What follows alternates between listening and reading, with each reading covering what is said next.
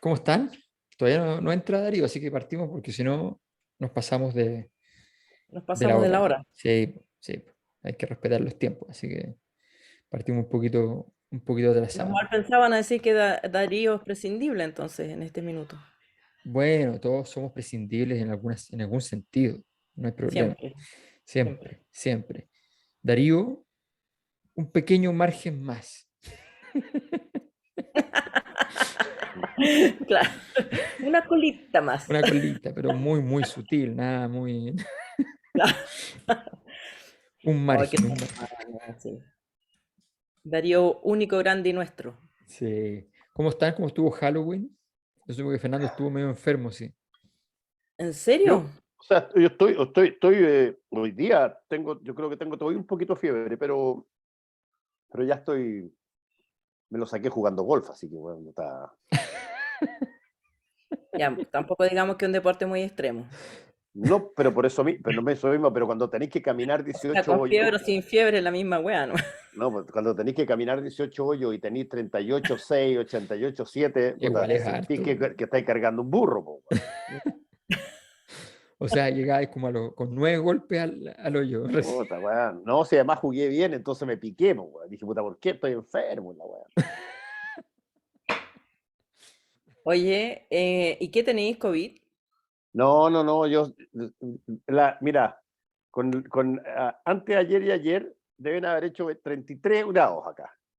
Y yo, weón, hice la weá tonta, que sí que no lo tengo que hacer, que es poner el aire acondicionado en el auto, weón, a todo A todo chancho. dar. Y yo como soy alérgico, tengo una cero resistencia al aire acondicionado. Puta, me agarró la weá y caí. Ah, Sí, po. Caí, no. yo creo que había sido el ataque de las fans del otro día. ¿Usted Ah, se de perdió ataque a la con fa- eso? Casi se ah, lo comieron vivo. Hubo un ataque de Tuve que entrar a fans. rescatarlo. ¿Sí? mm. Se lo Ah, querían comer con papitas fritas. Yo estaba Por dispuesto Rocío Tocarse, yo estaba dispuesto a invitaste. dejarme comer. No había problema. No, saliste arrancando. Yo dije, bueno, me tengo que ir y No, si no Fernando fui a dice, buscar yo la también. mayonesa, fui a buscar la mayonesa, ahí estaba echarle un poquitito, por si acaso querían ponerle algo. una nueva canción de los tres, Déjate comer. Déjate comer. Déjate comer, sí. Déjate comer. Déjate comer. Está buena. Esa, Ya, no. empecemos a Oye, hablar de los temas. ¿O mi- qué vamos a hacer con Darío? mira lo que me pasó, me encontré con esto aquí. Es una cosa insólita, yo no, yo no, Qué yo no, bonito, un no- gato negro. pero yo no tomo mate, o sea, no sé, no entiendo. ¿Qué es lo que pasa? Ah. Esa weá es mía. Ah, Weón, ah, los ya. weones ¡Ah! que están locos. No les digo a ustedes, les digo a los que están viendo la weá. Los weones que ya en este rato dijeron, bacán, por fin lo echaron al weón, lo echaron. Concha tu madre, el día del pico me van a sacar de esta weá. Oye, Alberto, ten cuidado, está cada día más cerca del rey. Sí. Acuérdate que Darío tiene una cierta dosis de debilidad por la monarquía, weón. Sí, sin duda, sin duda. ¿No? Sí. Nosotros el que lo comentaba más siempre con sorna y una burla impenitente era Mirko, que cuando me llamaba me decía, tú no sabes cómo está Darío, me decía. Tú no sabes cómo está Darío. ¿Y qué significaba eso? Al pecado de la ibris, al exceso, el poder, el mareo del poder. No, me decía, la fama lo tiene, pero enloquecido. Hay que decir que mis huestes se tomaron hasta la cuenta parodia. Sí, la cuenta parodia mía ha estado tomada 2 semanas. Sí, pues. Es O verdad, sea, lo he La visto, tráfica lo al he indio. visto, lo he visto. sí. Ya, pero yo quiero saber qué hace Darío ahí. La verdad, mira, te voy a decir la verdad. Estuvimos planificando mucho tiempo, qué sé yo. Lo único que le importó me dijo, oye, tal fecha que tal, mira, pero bueno, podemos hacer algo, sí. Lo que pasa es que, ya. Después me dice, oye, ¿te interesaría el estadio? Porque, le dije sí, porque la verdad es que tengo que ir con Alessandro, así que puedo ir al estadio, al Valencia sin problema, porque tengo que llevarlo. Me ha pedido siempre que lo lleve a Y, ver y nunca lo he y no llevado. lo había llevado. Entonces me dijo, no, vamos, qué sé yo, ya, ¿y con quién juega? Con el Barcelona. Ah, qué casualidad, dije. Entonces este weón buscó Y, la fecha para que jugara en Barcelona aquí y después se va a Barcelona para ver a Barcelona allá. O sea, ya. Ya No, está. ya te pasaste. Solo quiero decir que Alberto intentó, bajo todos los medios, que su hijo mayor, que es una cosa importante, no Sí, es cualquier hijo, el el hijo mayor, primogénito. el primogénito, El primogénito. ¿ah? No sucumbiera a las tentaciones del catalanismo, pero les voy a mostrar la siguiente imagen.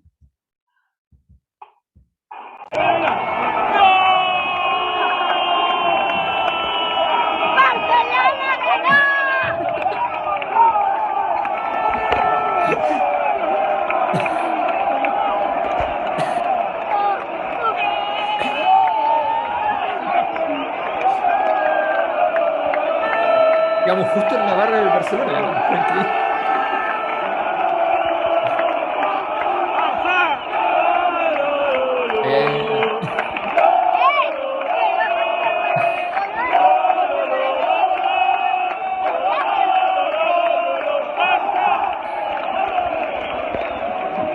Bueno, eso es lo que...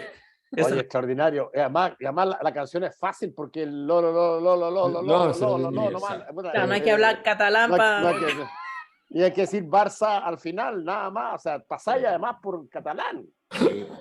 Sí, po. No, sí, mira, si No, por pero la- además fue minuto 95, Cinco, más o menos, 95, ¿ya? Entonces fue así, las tuvo todas, todas. O sea, estuvo entretenido, el partido estuvo bueno además, y gol en el último minuto, perfecto. O sea, sí. No, la verdad que nos debíamos... Lindo tu hijo, puedo decir que lindo tu hijo. Sí. Sandro, po. una amiga aquí de España, el otro día fuimos a almorzar con ellos en Madrid y me dice,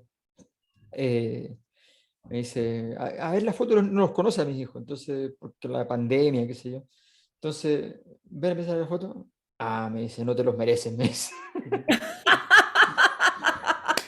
Yo no quería ser tan ruda, pero... No te los mereces. Y yo aquí, de tío Chocho. Igual yo tenía mi temor porque ha pasado tiempo, 2 años casi. No, pero Y, bueno, Alessandro, Antonella y Federico igual. y Federico, que en realidad no nos conocían porque era muy guaguita y todo. No, pero ando de tío Chocho, ahí comprándomelo con mentiras, con No. un chocolatito, con no le digan nada a los papás y no sé qué. Así que No, eso, el viejo truco, sí, no, se los Sí. compró, se los sí, compró. un clásico.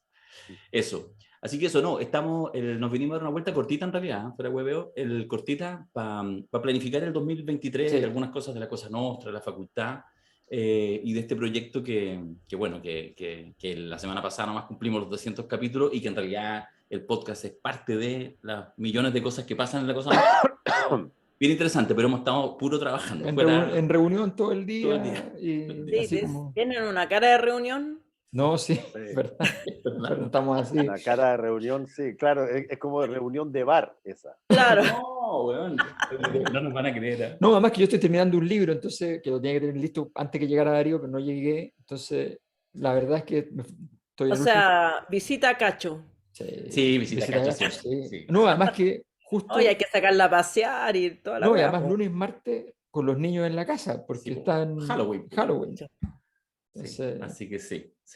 Oye, ¿Cómo le dicen a Halloween en España? no, Halloween ya se instaló, pero no tanto, o sea, no es tan intenso, pero penetró mucho, o sea, yo cuando vivía antes acá no Es que había una nada. fiesta muy divertida, sí, tiene todas las razones para penetrar, weón. yo la detesto, pero sí, pero es así. A la gente le encanta y a los cabros les encanta. De hecho, construimos bueno, fue idea de Darío, pero la vamos a decir después, es una idea respecto a Halloween política. Así que sí. vamos a mencionarla. Bueno, y para terminar estos comentarios internos, es que anoche salimos con los 3 niños, ¿ah? La madre presurosa los dejó lo más caracterizados que pudo, se los pasó a papito y tío, y nos fuimos con los cabros chicos. El problema es que estamos en un lugar en como casi todo, no hay una sola casa, solo hay No, edificios. no. Y por lo tanto edificios donde no Me podía pasó entrar. lo mismo ayer. Así que nos dimos varias vueltas para caminar y después al supermercado a sacar, y cada uno tuvo que sacar su dulcecito. Igual estuvo bueno y se pagó y listo. Tal cual. Al final sigue siendo un regalo de Halloween, solo que paga el papá. Sí, no, sí, con eso. Sí, además que la ¿Se vuelta. disfrazaron? ¿Ah? ¿Se disfrazaron? No. No necesitan ninguno. Bueno, ¡Chubaca! Ellos viven un eterno Halloween. Chubaca y la princesa Leia. me compré unas botas vaqueras y dije que era Fernando Paulsen. Qué bueno. Mira la que estoy diciendo hoy día. Oye, weón. A ver. ¿Dónde están? ¿A dónde están? Ya está, ya piqué. Cóndor. Te la voy a poner acá, mira. Cóndor. Mira la que estoy usando hoy día. Mira ahí está. Oye, no, que las huestes van a morir, weón. Oye, tú sabes, no, pues esa es la mitad de la gracia, Paulsen. Un minuto el soponcio. Uno no lo entiende. Hay una cosa divertida porque cuando nos juntamos con Fernando en su casa a conversar del tema para que se integrara la Cosa Nostra, entre otras tonteras, digamos, y conversando, también contaba, digamos, como de las complejidades de repente de la tele, que él es relajado, no sé qué. Entonces, que a veces, no sé, alguna vez le habían dicho algo, de repente por las botas, no sé qué, cuando de repente estaba en tolerancia cero. Entonces, desde ahí, yo que veo tolerancia cero desde siempre me fijo, la primera weá que me fijo es con qué weá tiene puesto en las patas. No puedo dejar ahora de mirarlo. Así que eso. Y podremos nosotros en adelante. Claro. Sí. Todavía no lo he visto nunca con tacos, eso sí que... Oye, ¿tenemos hoy día a Dabañino? ¿Ah? ¿Tiene taco? ¿Tenemos a Dabañino? Sí, ya, démosle con Dabañino. Vamos con Dabañino. Vamos. Ya, Vamos con Dabañino. Me voy yo. Se va. Yo me cambio de lugar. Se va. A su aposento. ¡Ah, chuta! Así que esta imagen va a ser, mira, ya me apropié del cuarto de Alberto. Negociamos. Pero no tenía la cámara esa con el... No, pues ahora va a aparecer en la cocina. Ah. Lo mandé a la cocina. No, sí. No, sí. Aquí llegó Gineta, llegó papá. Sí, papá. Yo creí que porque sabía cocinar, ya que vamos a hablar de cocinas que están pendientes Sí, no, todavía. Tranquilo. Además tenemos ya un anfitrión de lujo, que es donde vamos a hacer la cena en las próximas semanas de la Cosa Nostra. Ha vuelto Alberto. Ya, está bien. Alberto. Aquí estamos. Ya. Vamos con Dabañino entonces. Vamos con Dabañino. ¿Se escuchó ahí? ¿O no? No. Yo no escucho nada. Ya, no. Entonces, calma. Súper bien. Calma, estamos súper bien. Me puse nervioso, es que en Valencia es más difícil porque estamos más lejos. Entonces, dijo el guaso. ¿Ya dónde es la cuestión? Aquí, Advanced Computer Audio. Ya, ahora sí. Ya, Dabañino, haz lo tuyo, que casi me dejaste pagando.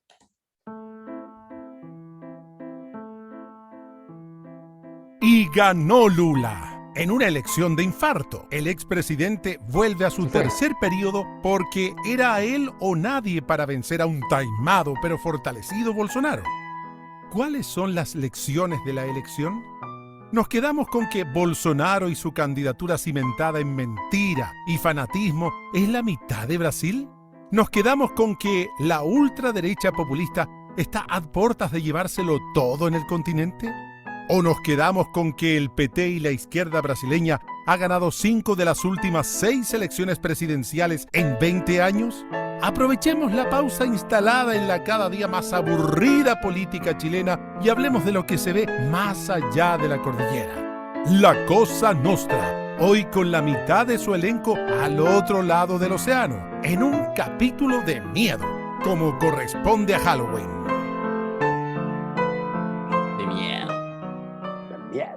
De miedo.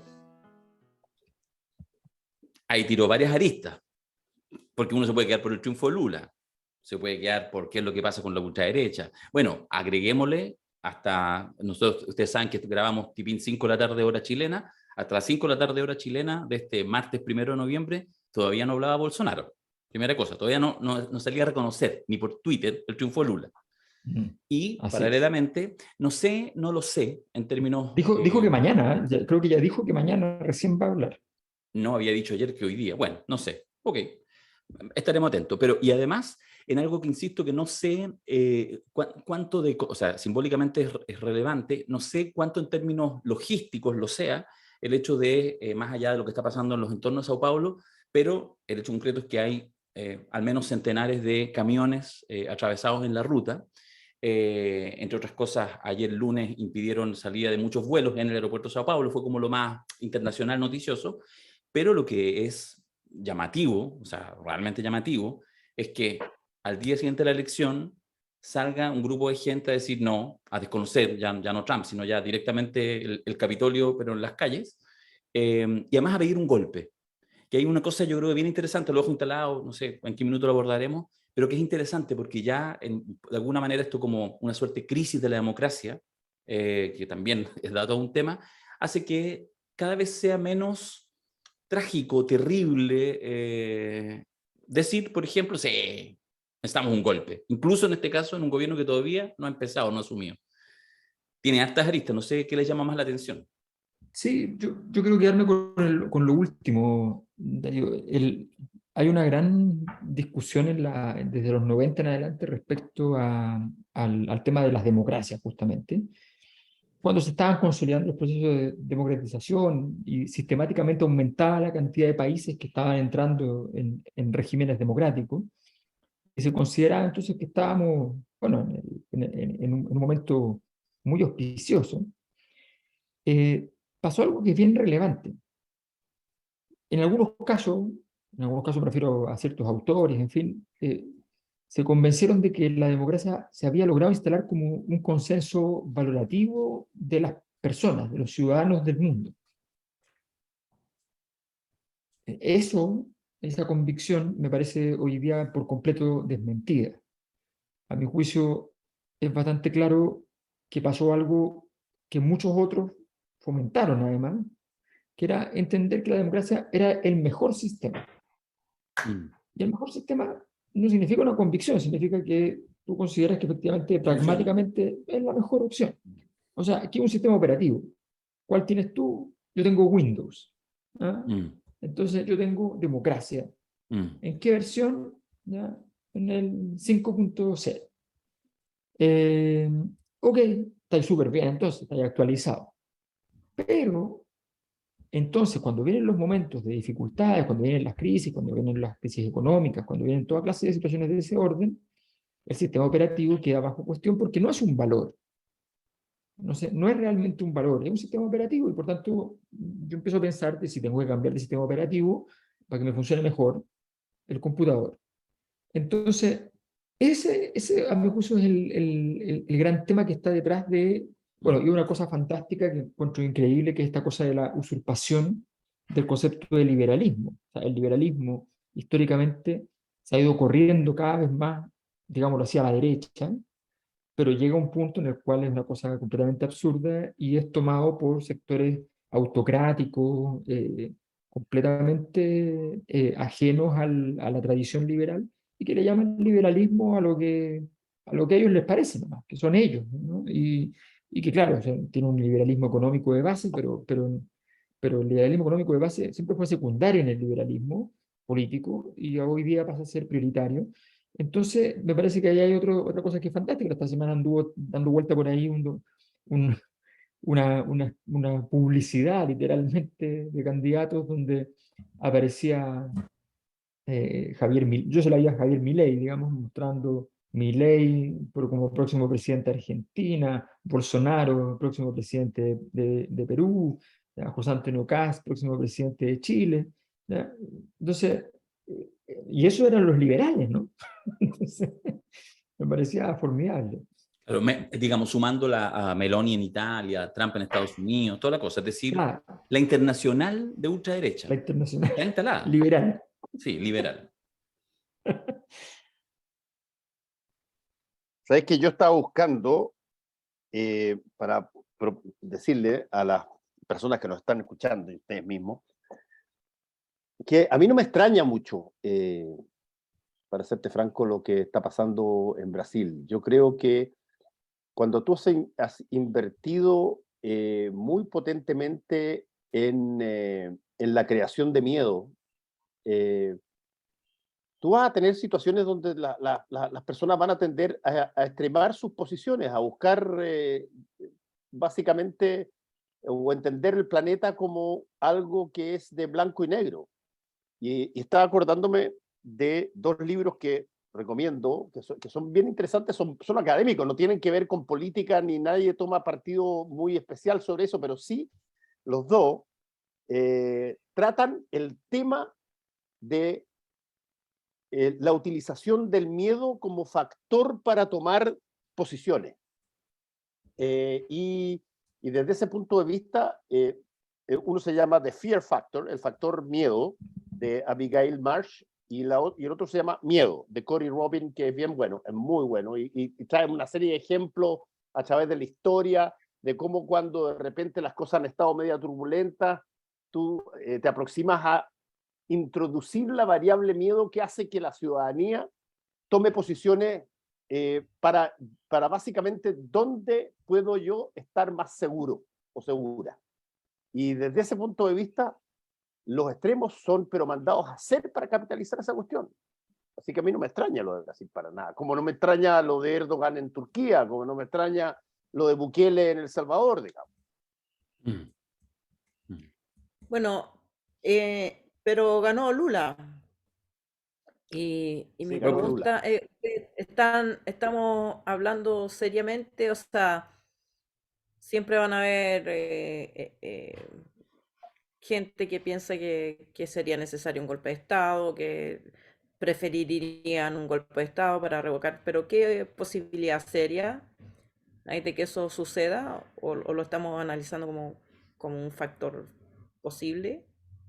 Yo, para No, yo serte creo que hay franco, un Ale, factor, o sea, el factor interno existe, lo que pasa es que el factor externo no da, y eso siempre en los golpes de Estado es un factor importante, pero creo que tener un 50%, o sea, no sé, a mí un año atrás me dicen que Bolsonaro va a controlar el Congreso, aunque pierda, y va a tener la mitad de la población frente a Lula. Pero, Igual perdona, me pero parece. solo respecto al tema, de ahí recojamos el guante del tema de que ganó Lula, es un tema, sí.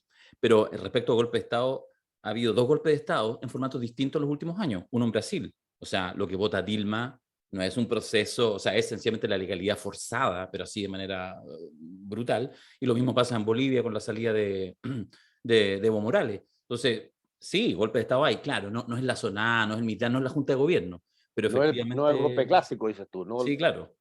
Pero lo Pero que quiero decir es que en el fondo sí, yo creo que hay que mirar con atención estos fenómenos y esta liviandad para citar, digamos, al golpe de Estado, porque lo que hace es, el nivel que corresponde, socavar esa legitimidad que hace un par de décadas estaba más o menos instalada, se había recuperado justamente después del ciclo de las dictaduras de los 70 y los 80. Esa es mi sensación de manera muy, muy simple.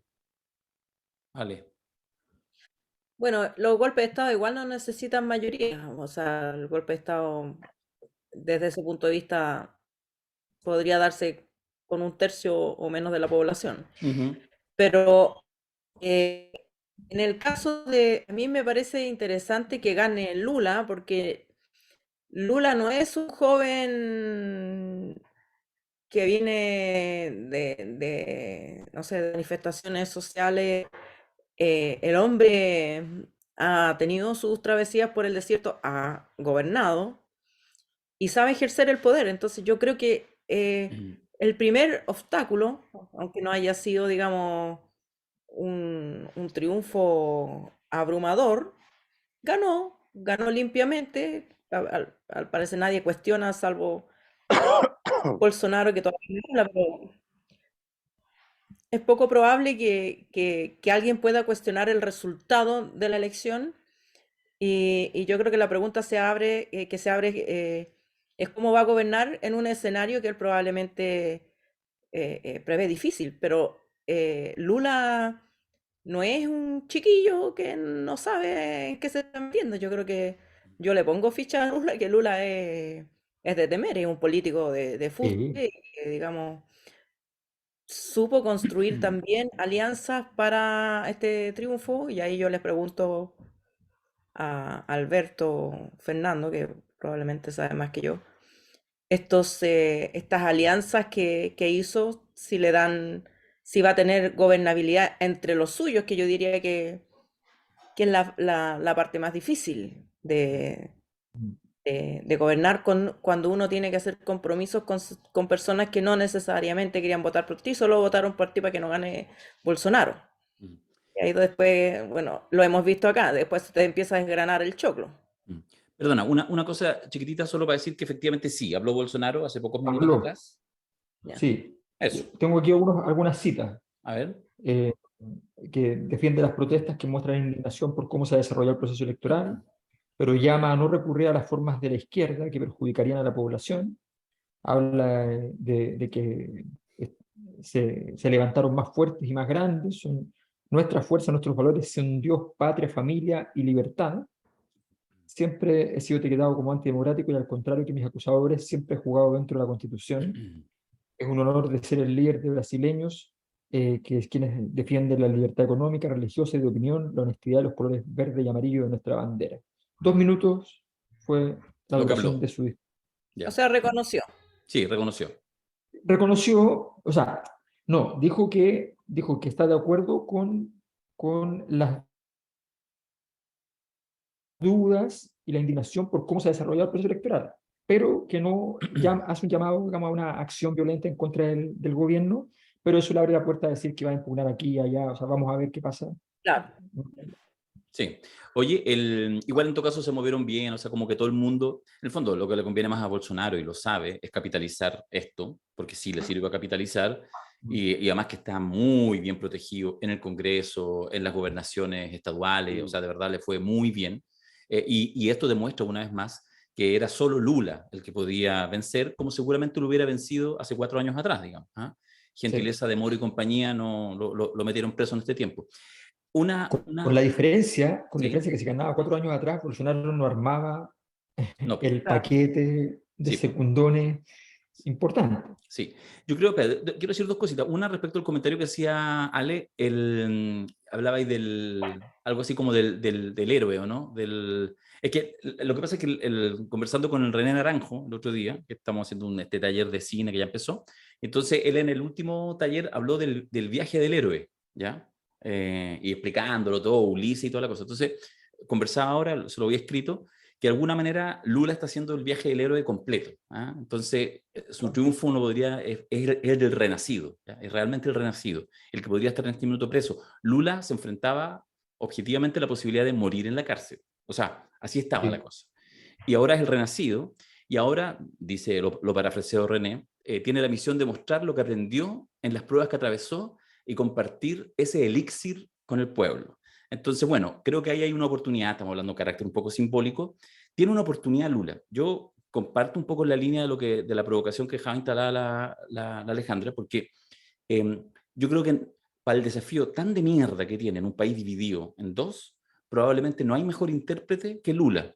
Primero porque Lula hace muchos años hizo una transición, sus gobiernos fueron muy moderados. Económicamente hizo una alianza muy interesante con el empresariado, etcétera. No fue para nada un gobierno, digamos, de izquierda, rupturista. Entendía absolutamente y su vocación fue básicamente una disminución tremenda de la pobreza, justamente incorporando gente al consumo, cosa que a los empresarios les parece fantástico, ¿cachai? Y el sistema en general, con ciertas políticas focalizadas muy interesantes, no solo en el plano económico, sino también en el plano de acceso a los derechos, acceso a garantías, en salud, en educación, en cultura, unos programas, el de cultura lo conozco así al revés y al derecho, que es una maravilla, que después ha sido replicado en todo el continente, incluso ahora la ministra aquí en Chile de Cultura está recogiendo, todavía de manera media primigenia, la política de cultura viva que fue así grito y plata en el Brasil. Entonces, ese es Lula, ¿ya? Y por lo tanto, efectivamente, a diferencia, no sé, estoy especulando, a diferencia de el pacto por conveniencia que hace Cristina hace algunos años atrás con Fernández, por ejemplo,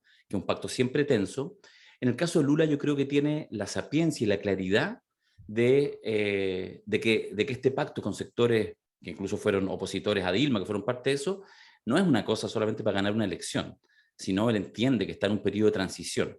Ahora, ahí viene la pregunta, termino con esto, que de alguna manera también es vos, Alberto, que es si se van a enfocar solamente como la defensa de la democracia, que suena súper bien, nos hace sentido, pero que probablemente puede hacer ir y dar una disputa que no tiene posibilidad de ganar porque las crisis económicas persisten, porque las desigualdades persisten y porque los aparatos estatales son limitados. Por lo tanto, si tú te mantienes solamente como la élite de la democracia, le dejáis regalado a los libertarios patrioteros a que sencillamente te destrocen por arriba y por abajo y finalmente lleguen al poder o controlar la situación.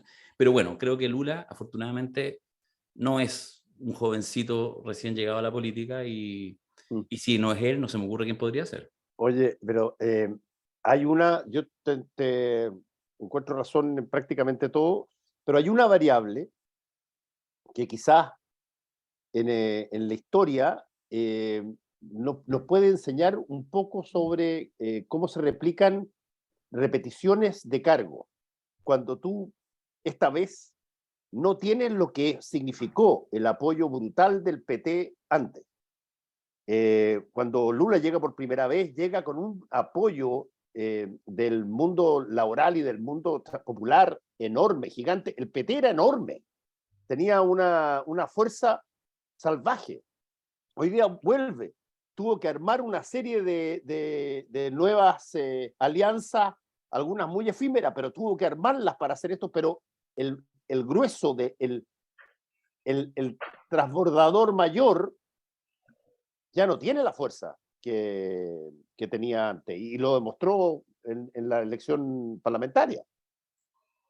Entonces, ahí hay una variable que es totalmente nueva. Sí, es el mismo Lula, quizás con más sapiencia, quizás con más cosas, pero está en un velero más chico.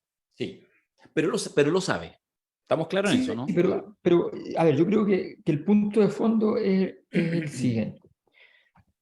Uno, si efectivamente entra en la discusión este tipo que es un protodictador, un autoritario, está perdido, ese es un camino equivocado.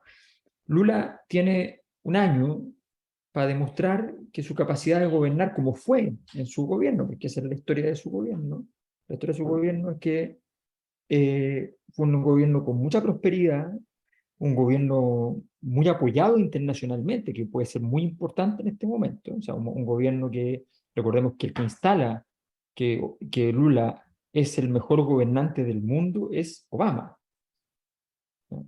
Entonces, y esa instalación significa una instalación a la segura, o sea, ya está.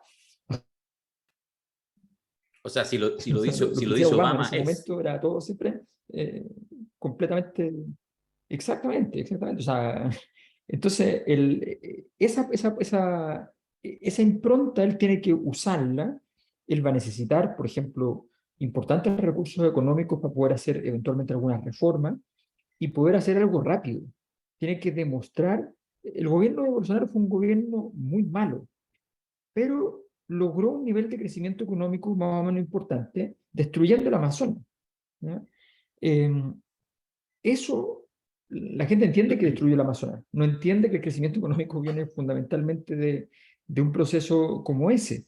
Y ahora, y resulta que le pidieron que no lo hiciera de todas las maneras. Recordemos que en el G7 se lo piden, se lo exigen, no le importa. Macron estaba indignado, andaba haciendo toda clase de gestos para que fuera evidente que estaba indignado. Recordemos cuando se pone a hablar con Piñera y le dice, es que no es un presidente, no es un presidente, ¿ya? Es una persona que no se comporta como un presidente. Y después le encomienda la labor, al menos apto para tal labor, a Piñera, que tiene que pasar a Brasil a decirle que no se puede pitear el Amazonas, y Piñera pasa y da una declaración al lado de Bolsonaro diciendo, bueno, cada país hace lo que quiere con lo que tiene adentro, porque es su soberanía. Ya está, se acabó, muchas gracias, ¿ya? Estamos de acuerdo con el presidente Bolsonaro y se fue. O sea, así de fuerte y así de claro. En una negociación, me imagino que no son muchas en la vida de Piñera, en la cual seguramente salió bastante debilitado. Entonces, me parece muy claro que el desafío para Lula está fundamentalmente en lograr rápidamente dar respuestas sociales. Eh, Recordemos que lo que inicia la crisis de Dilma no es una crisis política, es una crisis social por el aumento del transporte. Eh, y esa crisis no ha logrado ser paliada. Entonces yo creo que es bien importante que Lula logre articular rápidamente un par de acciones que le permitan una respuesta política y que evite entonces entrar en una cierta inercia. Eso, de hecho, yo creo que hay un porcentaje muy importante, ese 50%, muy importante, que es un voto completamente conquistable. No como voto, ya no importa como voto, pero sí importa que esas personas en el fondo miren con otros ojos este gobierno y puedan entonces darle un respiro de legitimidad y cambie el clima, porque si no cambia el clima con ese Congreso que tiene va a ser bien complicado. Entonces yo creo que, ahora, nosotros,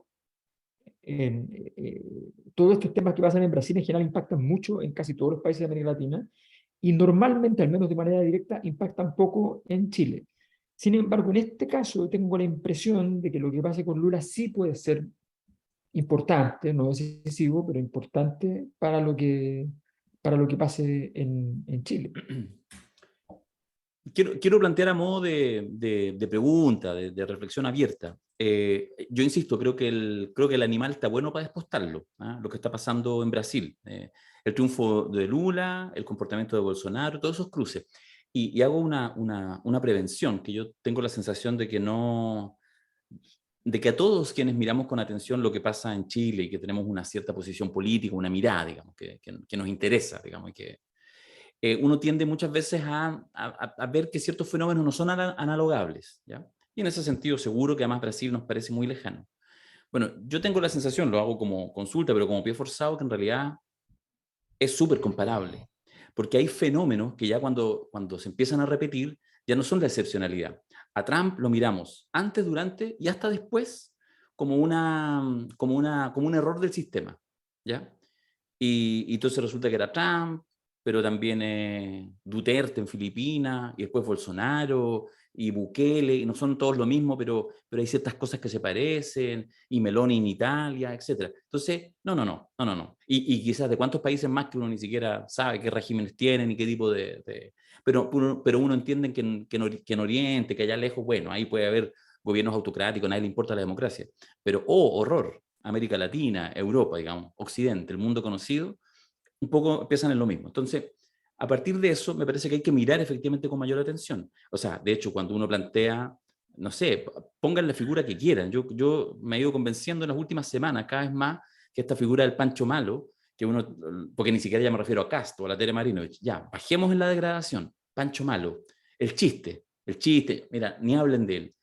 Bueno, gente así se mete. No digo que Pancho Malo pueda ser candidato presidencial. Lo que digo es que Bolsonaro fue presidente de Brasil y si Lula lo hace tantito mal, va a volver a ser presidente, ¿ya? Entonces, Bolsonaro, qué cosa de googlearlo para mirar lo que ha sido una trayectoria conocida. No fue un ave, no es que no lo conocían, lo conocieron, fue 27 años diputado por Río de Janeiro, con capítulos así pidiendo armas, guerras civiles, bueno, todo, lo han visto, actitudinalmente y discursivamente. Entonces, digo, ahora sí, a mirar lo que pasa ahí. Pienso, por ejemplo, el fenómeno de los evangélicos. O sea, de verdad, el colchón de subvención electoral de ese mundo, las imágenes, me imagino que todos las vimos, incluso ya de los días previos, pero más el día de la elección, los llantos enfervorizados de centenares, de miles de personas, hace una cosa compulsiva, cuando el 30% de la población se declara evangélica, y donde efectivamente eso se lo comió casi completito. Entonces, la vocación militarista, ya no lo militarista como no como la última reserva, que incluso en Chile, hasta la derecha golpista, siempre había un discurso que en el fondo, bueno, ya la situación era tan ingobernable que, bueno, estaban los militares como la última reserva moral, digamos. Es ahí la necesidad del pronunciamiento. Pero hoy en día ese discurso ya empieza a cambiar como una cosa, hoy los necesitamos permanentemente. Bueno, evangélico, discurso militarista, incluso esta cosa racista, donde hasta termina convenciendo aparte de los, o sea, hay hasta negros, digamos, apoyando a Bolsonaro, no mayoritariamente, pero los hay. Hay muchas mujeres votando por Bolsonaro. Pareciera ser que simbólicamente la figura del macho alfa funciona incluso entre quienes supuestamente son los subyugados por esa lógica. Bueno, ¿qué se hace? ¿Qué se mira? ¿Qué tanto lo vemos en Chile hoy en día como un fenómeno creciente y cada vez más problemático? Porque más escapa a la lógica tradicional de izquierda-derecha. Yo creo que hay un problema con la capacidad del sistema democrático de dar respuesta a los asuntos urgentes de la población, que en Chile, digamos, es muy evidente. Se reformó, por ejemplo, el sistema judicial se reformó porque el sistema penal antiguo era inquisitivo, era lento, era mil cosas. Y sin embargo, el nuevo proceso penal sigue siendo lento, Mm. muy lento. es incapaz de desactivar el crimen organizado. Es capaz de meter preso a alguien que comete un delito flagrante hasta ahí, pero no es capaz de responder al crimen sofisticado. Y yo creo que eso se replica o sea, el sistema de salud no da respuesta. La gente, o sea, pienso en personas que votaron por Edwin con alguna expectativa de cambio sustancial, social, derecho a salud, educación, vivienda, y ya se está muriendo, y sus hijos y sus nietos siguen con los mismos problemas. Entonces, creo que esa incapacidad del sistema democrático, o más bien la capacidad del interés particular de permear el sistema democrático e impedir que estos cambios se produzcan, aumentar la desigualdad en un sistema que debiera, digamos, promover lo contrario, es el castigo para todo lo demás. Yo creo que a mí lo que me sorprende es por qué las clases populares se hacen evangélicas. No, no que los evangélicos voten por quien votan, digamos, sino que ¿qué pasa en nuestras clases populares? Que hay tanta gente dispuesta a dar el 10% de sus ingresos precarios a una enormidad de denominaciones protestantes y a seguir a pie juntilla cualquiera sea el discurso y a apoyar posturas ultraconservadoras que, tal como tú señalas, incluso van en contra de sus propios intereses. Digamos, ese es el nudo gordiano, porque si tú no trabajas con eso, no sacas nada con oponerte. ¿Qué discurso puedes hacer cuando ya hay una estructura de pensamiento fático que va a seguir a pie juntilla cualquier llamado a las armas o a seguir las soluciones mágicas de un supuesto héroe que no, digamos que lo que único que hace es gritar más fuerte, pero tampoco no resuelve los problemas. Es verdad, pero hay ciertas cosas que el uso de la religión en política está pero ratificado y radiografiado hace mucho tiempo. Pero la situación del mundo evangélico es bien interesante, fíjate. Yo me acuerdo, yo me acuerdo cuando yo estaba preso en la cárcel de Valparaíso y llegaban los evangélicos a atender a los presos. Y había un capellán católico, pero el capellán católico era una persona que básicamente asistía a los eventos máximos que pasaban, mientras que los evangélicos estaban todos los días de visita, todos los días de visita, y se acercaban, y tienen los evangélicos una condición, si tú quieres, de estructura que hace que tengan una empatía muy grande en términos ciudadanos, que es que ellos no generan sus autoridades sobre la base de una votación de un grupo de cardenales.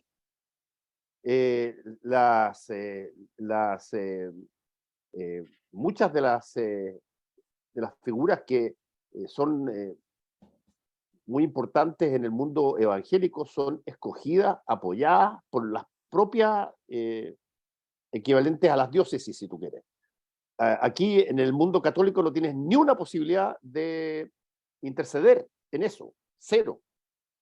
En el mundo evangélico sí. Y el mundo evangélico puede crear eso y ha pasado muchas veces donde a ti te sacan tu feligresía si es que tú estás haciendo mal la cosa o te han pillado en una falta grave, un choreo, un robo. Y eso genera un vínculo extraordinariamente potente entre la gente y la religión, porque está muy cercana. No sé si es que eso puede ser algo que eventualmente permee a otros países, porque las culturas son distintas, pero en el caso brasileño tiene un ascendiente muy fuerte. Claro, si no te gusta el pastor, te cambias a otro, además. Te Es muy cambias a otro. flexible. Es muy flexible. Claro, lo que pasa es que O el cambias caso al, brasileño, cambias al pastor, que es O mucho más cambias al pastor. probable. Claro. la iglesia evangélica metodista pentecostal en Brasil creó la fórmula. O sea, ellos crearon la fórmula, esta fórmula que nosotros hemos visto más lenta en Chile, pero que básicamente era lograr penetrar en los medios de comunicación radiales primero, ¿ya? Eh, primero en AM, ¿ya? Entonces ir desde la periferia, ¿no? Por decirlo así, desde los presos al gobierno, ¿ya? Entonces tú partes el sector AM, vas tomando control, te vas fortaleciendo, vas estableciendo mecanismos de ingreso económico que te permitan solventar el proyecto.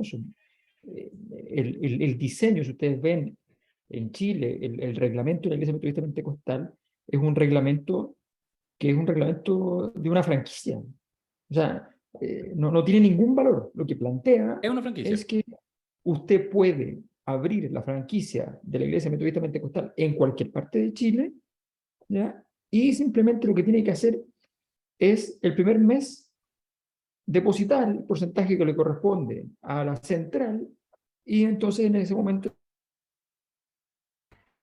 se darán por informados de que se abrió en tal parte y le harán llegar, digamos, todos los parabienes, los saludos y los requerimientos que sean necesarios. ¿Ya? O sea, es una franquicia con un sistema bastante sencillo de operar. Bueno, ese sistema en Brasil también ellos fueron entrando radio, tele y luego política, con una enorme astucia. Normalmente el modelo es tener vinculaciones con un partido de izquierda, un partido de centro y un partido de derecha. Son de ultraderecha, pero trabajan con todos. Fue así mismo que en esta cosa de, bueno, pero sí, pero tienen a los evangélicos y son un voto posible, no tenemos que estar en contra de ellos, Dilma Rousseff le dio enormes donaciones a la iglesia evangélica, ¿ya? Hay un tipo, un pastor Bachelet también. que se construyó un templo de Salomón. Creo que Bachelet no alcanzó a entregarlo, o no todo, porque recuerden que cuando le dieron la bienvenida en el templo para ¿Te debo? El el Te Te Deum Deum evangélico. evangélico, le gritaron de todo. ¿Se acuerdan? Entonces, Sí, fue muy brutal. parece que se suspendió ese pago. Entiendo eso, no estoy seguro, pero efectivamente le habían designado, no sé, 5.000 millones, 6.000 millones de pesos para poder efectivamente seguir. Y eso porque había sido un consejo que se le había dado al mundo evangélico para recibir platas públicas de alguna manera en los años 90, y se le dijo, oye, pero ustedes tienen que tener monumento. Le dijo Frei Ruiz-Tagle, esto lo cuenta el mismo, o sea, ellos mismos. O sea, Frei Ruiz-Tagle les dice, oye, pero entonces hagan un monumento nacional, tengan un monumento nacional, impriman un monumento nacional, porque esos son los únicos mecanismos con los cuales nosotros podríamos darle, digamos, unos financiamientos, unas donaciones para que arreglen ese templo, ¿ya?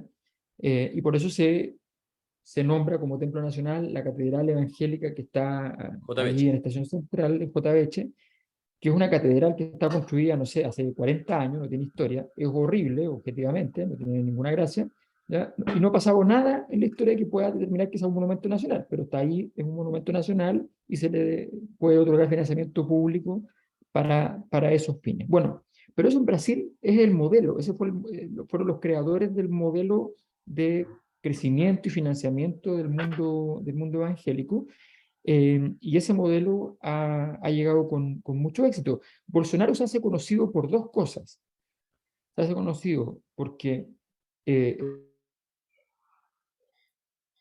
ya cuando era diputado, pero un diputado en Brasil, ustedes comprenderán que no es necesariamente conocido a nivel nacional, porque es un universo, no un país. Entonces, no era conocido. Y entonces, él primero se va a bautizar de nuevo, porque él es católico además, se va a bautizar al río Jordán, ¿ya? Con un pastor evangélico. O sea, lee la jugada en esa dirección. Ya está bautizado, ustedes comprenderán. Entonces, pero se va a bautizar con un pastor evangélico. Y fue más o menos la misma época que hace cuando se empieza la causa contra Dilma Rousseff. y le toca votar, él dice, en nombre del coronel o no sé qué, un militar que fue el que torturó a Dilma, ¿ya? En nombre de él, voy a votar sí, que era para aprobar el impeachment Impeachment. de Dilma, en el fondo. Entonces, es una cosa brutal. Bueno, esas son las cartas de presentación en sociedad del personaje, que, que en medio de una sociedad como está hoy día a nivel mundial, bueno, resulta ser que esas dos jugadas que normalmente en cualquier momento criterioso de la historia habrían significado una catástrofe, se transforman en un activo político. Quiero hacerles la última pregunta, reflexión sobre Lula. Y los dejo, ya los estoy aburriendo, lo sé, pero es que no puedo evitarlo. Porque además voy a hacer, esta es la parte interesada, esta es la parte en que algunos entonces después escriben, dicen, ay, el fanatismo de Darío, ay, el fanatismo.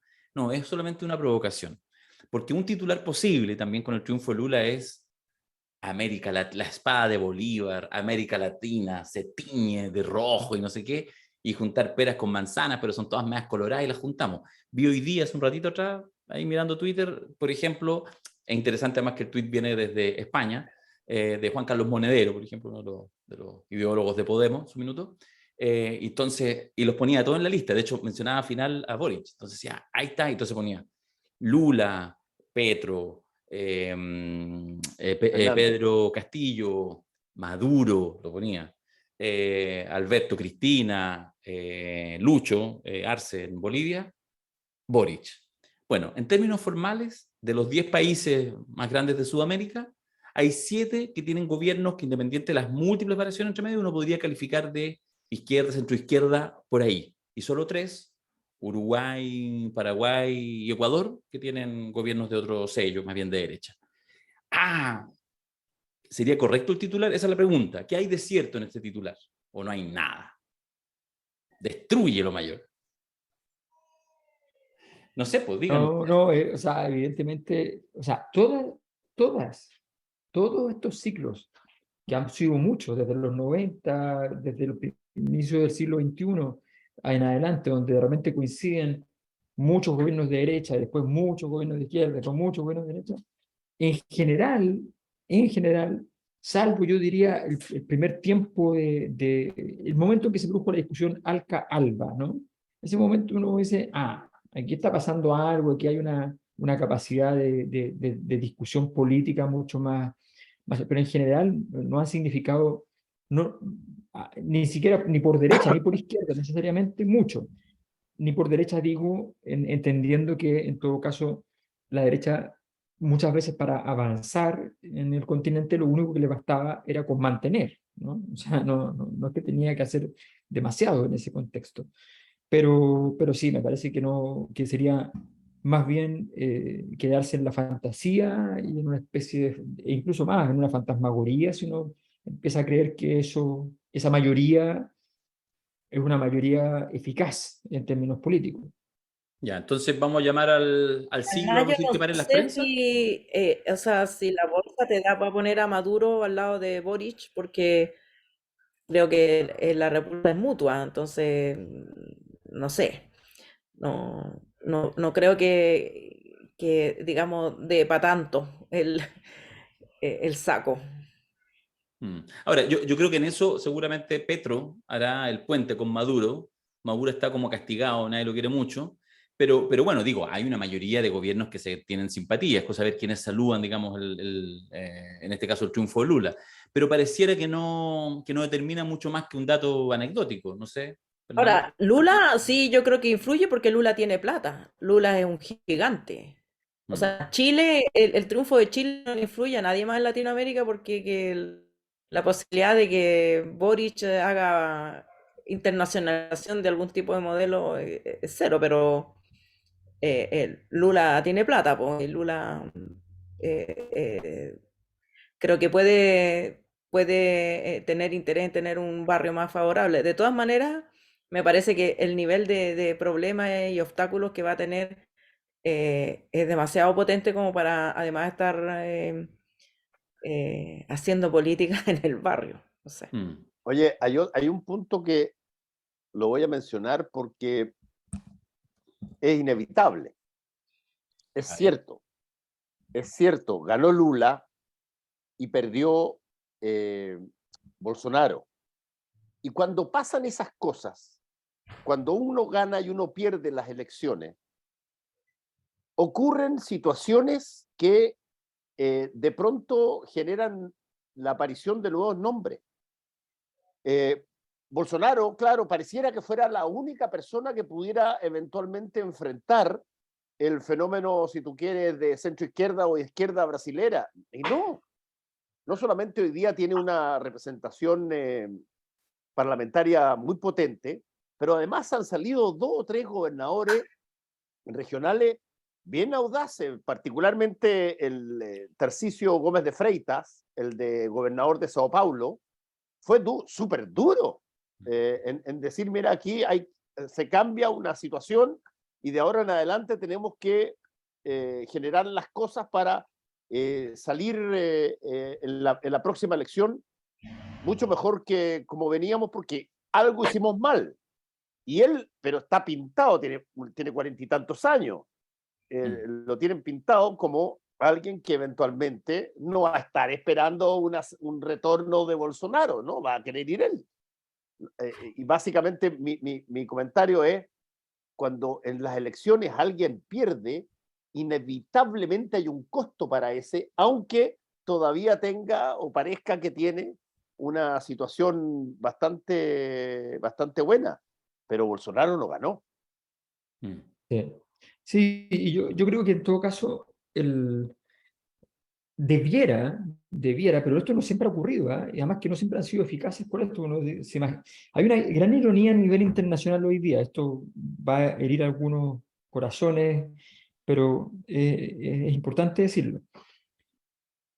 Recordemos que en Estados Unidos, por ejemplo, el partido principal defensor de Wall Street es el partido, hace bastante rato, el Partido Demócrata. Y el Partido Demócrata es muy influyente, a su vez, en este organismo que la derecha liberal, ultraliberal o facha directamente considera terrible, que es Naciones Unidas. ¿Ya? El Partido Demócrata y Naciones Unidas tienen una relación estrechísima. Entonces, en Bolsonaro es un problema bien importante para, digamos así, la OTAN. Es un problema. O sea, Bolsonaro no tiene nada que ver con, digamos así, la derecha mundial en términos no tiene nada que ver, porque Bolsonaro, Brasil, Sudáfrica, la India, siempre con su remil con la India, pero la India, China y Rusia, hace rato que vienen trabajando en un proyecto de construcción de poder alternativo.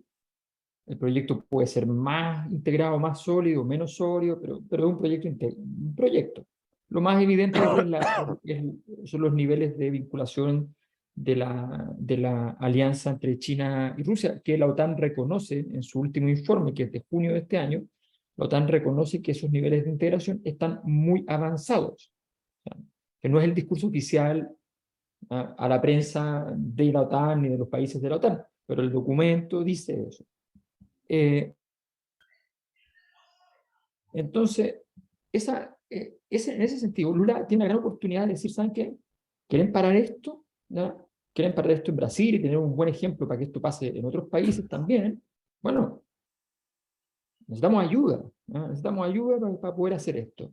Necesitamos plata, necesitamos orientación también, muchas veces en términos políticos, de poder salir de la discusión interna, porque los países se quedan envueltos en sus discusiones internas, en sus traumas internos y de repente no saben salir. Entonces, es bien importante entender que hay condiciones. Nosotros siempre aquí trabajamos el tema de dónde están tus fortalezas y a veces no están donde uno espera, o a veces no están donde uno le gusta. Claro.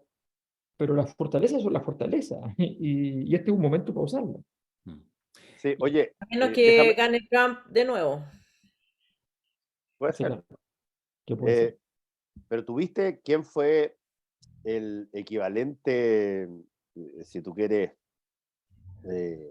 a lo que en Chile alguna vez en el plebiscito, el del 88, una de las personas que salió primero a decir que había ganado el no fue Sergio Nofre Jarpa. Así es. ¿Y viste quién fue uno de los primeros que dijo que había ganado Lula? Moro. Ah, no lo vi. No. Moro Lo fue tengo uno de los bloqueado. primeros Moro. el que había metido preso a Lula, y el ministro que se había llevado Bolsonaro justamente por la fama que tenía de haber metido preso a Lula, y después, por cierto, con la liberación y todo, pero que uno de las personas que dice ganó legítimamente el expresidente Lula es Sergio Moro. Qué bueno. Y eso una vez más te dice, oye, cuando tú perdí, oye, siempre hay costo. Mm. Pregúntale a Daniel Jaude. Bueno, sí, po. Uf. Claro. Y Bueno, efectivamente igual la gente se orienta hacia el poder, pues, y Sí. el que ganó tiene ahora todos los beneficios de estar en esa posición. los tiempos Eh, líquidos que le llaman. Pero, claro, pero hablando de este punto que puso Alberto, creo que es súper interesante porque cuando en Latinoamérica se llenó de dictadura, estaba directamente relacionado con el interés estadounidense de que así fuera, digamos, en medio de la Guerra Fría y todo. Pero ahora el interés, digamos, del orden internacional está en que no proliferen los Bolsonaros y compañía. Y ese puede ser un factor preventivo, Así es. pero también es más épico derrotar a los millonarios mundiales que estar sirviéndolos. Por Claro, supuesto. Por sí, supuesto. pero es o sea, yo lo digo, mira, volvamos a Chile. Es una definición de mierda, donde, citando al querido Macari, ya no solamente van a tener que comer caca los gobernantes, sino que también quienes quieren hacer políticas desde la izquierda. Si ese es un tema muy complejo, o sea, la derrota brutal nuestra, de quienes estábamos por la prueba esos meses, no tenemos los datos así desagregados, pero probablemente más bien lo infringen las clases populares, los sectores populares, ¿cachai? Entonces, esa complejidad, esa paradoja de mierda, yo creo que va a ser súper complicada para hacer política, porque efectivamente ciertas cosas, ciertas teclas, que esa es la parte buena, igual la sufren la derecha clásica. La parte buena para la derecha clásica es que hay esta otra derecha media fanática que logra tocar teclas de manera así nítida. De hecho, la discusión religiosa, la derecha tradicional, que siempre es muy católica, de hecho, eran los que durante décadas, durante un siglo, estuvieron permanentemente impidiendo que los sectores evangélicos adquirieran derechos. ¿Te acordáis? Hace pocos años atrás nomás, ahora la sacaron todo. En muchas casas, sobre todo el barrio alto, había, aquí somos católicos, el cartelito, no me venga a tocar la puerta, ¿no? Si eso es, además eso es como medio Kuma, eso es una religión para sectores Es que populares. no hay evangélico en la élite, Bueno, digamos. y los poquitos son cristianos, como decía alguien por ahí. ¿Ah? No son evangélicos, son un roterío. Cristianos, ya, pero son efectivamente un par así contaditos. Bueno, ese era el mundo. Y entonces de repente, ¡pum!, estos tocan las teclas adecuadas, llegan pero perfectamente, los sectores populares abren sus corazones y lo abrazan como hace 50, 80 años atrás, abrazaban a la clase obrera o abrazaban discursos de que no hay nada más que las cadenas para perder. Eso yo creo que es un fenómeno, lo digo un poco juguetonamente, que probablemente las izquierdas no hemos, ¿cachai?, comprendido, estamos yo creo recién aturdidos en todas partes, estoy hablando de Chile, y que es probablemente parte de una tremenda complejidad que es ya por de pronto lo que nos pasó el 4 de septiembre, cuando hay gran parte de lo que uno entendía que era el programa obvio, ¿cachai?, que tú llevabas adelante, las identidades, bueno, vamos con los mapuches, los trans, todas las cosas, y de repente ¡pah!, queda botado. Y el charchazo no te lo pegó ni un golpe militar, ni la gran burguesía, no, los sectores populares que tú ibas a defender. Entonces, bueno, creo que Hablando de complejidades, la penetración de los evangélicos en el mundo mapuche es enorme. Fuerte, Yo diría que es fuerte. más fuerte que en la población en general. Sobre todo el mundo mapuche que vive en ciudad. sí. Exacto. Y sabéis Exacto. Es que, o sea, ellos han tenido una gran capacidad efectivamente de penetrar esos sectores donde hay una precariedad, hay una falta más donde la sociedad es particularmente poco comunitaria, entonces, y donde se perdió ese sentido. el lazo. comunitario porque, ¿cuál es la razón por la que la gente recuerda muchas veces hasta con cariño una época objetivamente mala, económica y políticamente, como son los 80? Porque hay una serie que a la gente como que le conmueve el corazón, porque son los últimos tiempos de la experiencia comunitaria, o sea, de la posibilidad de relacionarse con otras personas de una manera vinculante, real, y que esa capacidad comunitaria tenía el poder para poder llegar bastante lejos. Bueno, eso se va perdiendo, se va perdiendo. Entonces, cuando tú, y eso tiene que ver con muchos procesos, con la calidad de las políticas públicas urbanas, pero también por el mismo desarrollo económico. O sea, hay una serie de razones que van permeando. Bueno, y en ese contexto, el mundo evangélico, que tiene esta capacidad y esta orientación, menos teórica, menos teologal del catolicismo, Flexible, po. Es muy flexible. claro, o sea, tú llegas a, tú llegas a un templo y el pastor sabe perfectamente cuáles son nuevos que andan ahí viendo los nuevos. Entonces, y vamos a saludar a los que están ahí, porque nunca los hemos visto, qué sé yo. Entonces, como yo soy yo. Sí, por supuesto. Vale. Entonces, ya, tu minuto. Sí, pues. Una vez me expulsaron de un templo evangélico, pero bueno, eso lo voy a contar en mi memoria. ¿Por qué podría haber sido? ¿Por qué podría haber sido yo? O sea, Pero en el ejercicio libre de la profesión o algo más truculento, solo dime eso. No, estaba en Calama, esto ocurrió en Ah, Calama. truculento. Un pololo me llevó. ¿y qué hiciste con el pololo? No. Detente, El detente. pololo dale. me despreció después, po. El Ah, te pololo despreció. me Dijiste se algo, quedó con dijiste el algo. templo. No, Se quedó con dijiste el algo. templo. Mira, yo creo que cuando Tú, Matu, viviste en Calama, ¿cuánto? ¿Como 4 años? No, viví 2 años, pero después volví en las vacaciones porque mi mamá seguía Ya. ahí, po. Bueno, yo creo que cuando tú escribes tus memorias, que yo no sé, va a ser unas 800 páginas, tomo uno y tomo dos. Un tomo va a ser solo Calama. Eso yo me queda claro. Y todo el resto en un tomo. Esa va a ser más o menos Claro, la todo el proporción. resto de la... Ya, oye, Oye, Después me pero gritaba en la eso plaza, yo pasaba por la plaza y me gritaba, ¡pecadora! ¡Oveja ¡Ah! negra! Weón, ¿Así? Chita, Diego, man. no, Qué no, pero feroz, qué un feroz. adelantado, un Pololito. adelantado. pero No, pero, oye, Dale, solamente agregar una cosa para un corolario a lo que estaba diciendo Alberto. Yo creo que, y esto te lo digo desde el punto de vista incluso del análisis comunicacional de lo que estamos viviendo, digamos. Cuando tú empiezas a notar que todo se empieza a definir sobre cómo tú trabajas 2 o 3 factores que son los factores que eventualmente pueden movilizar voluntades. Y tú, por ejemplo, dices, mira, básicamente todo se concentra en temas de ingresos y temas de seguridad.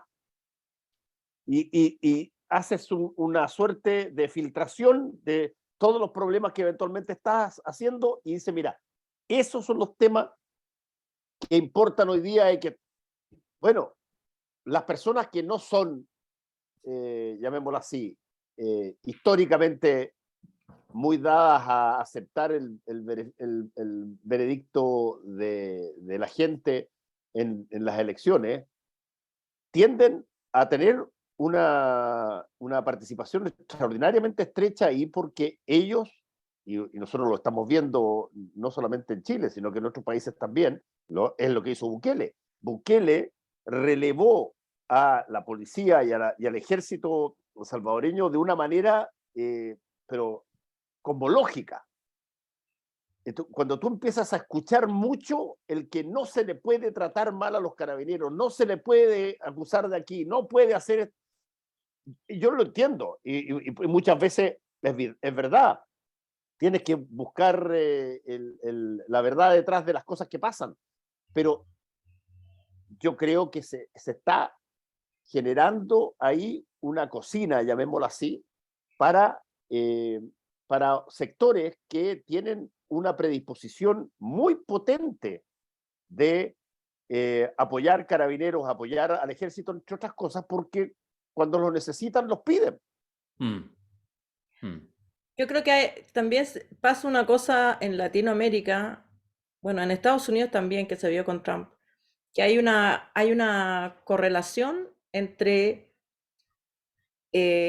población con carencias educativas que no quiere escuchar a ninguna élite letrada, educada, explicarle la vida.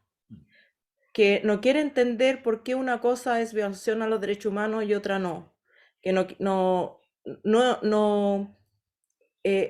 como que el discurso, digamos, letrado y que viene desde la Revolución Francesa, y la Ilustración y la weá, ya le sale sobrando. Sí. Entonces, creo que ese es un gran problema para la política progresista de cualquier signo, porque es una población que no quiere, no solamente tiene problemas, digamos, que abandonos educativos históricos, sino que ya no quiere escuchar, no quiere la prédica, ¿ya? No quiere que le digan, mira, es que resulta que que no quiere. Entonces, no me vengan que la democracia, que no sé qué, yo quiero seguridad, quiero militares, quiero carabineros, la violación a los derechos humanos me importa un perico los derechos de nadie. Lo único que yo quiero es salir de mi casa, ir a trabajar, que me paguen el sueldo y, digamos, que en el camino no me pase nada.